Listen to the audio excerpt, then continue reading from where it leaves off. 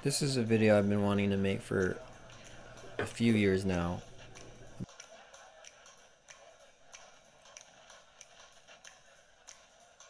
In about 2019, I got these chain rings in black, and a few years later I asked if they could make them in silver, and then they did, like a few months after I asked. And I don't know if I had any influence, but I was glad that they did.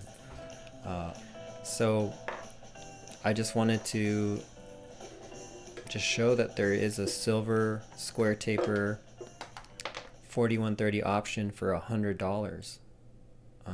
Literally shipped here from Seattle in about maybe 4 days, and about ready to put it on my bike. Just wanted to show you the back side of this crank. You can kind of see how they achieve a smaller bolt circle diameter on the 110.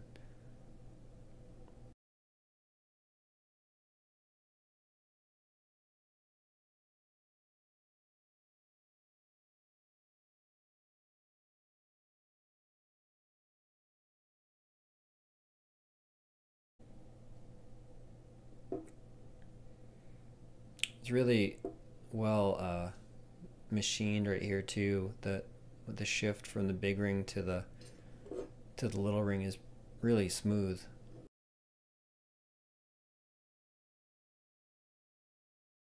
And you can see the offset of the chainring.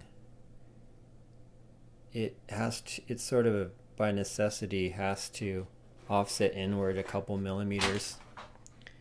You can see right in there.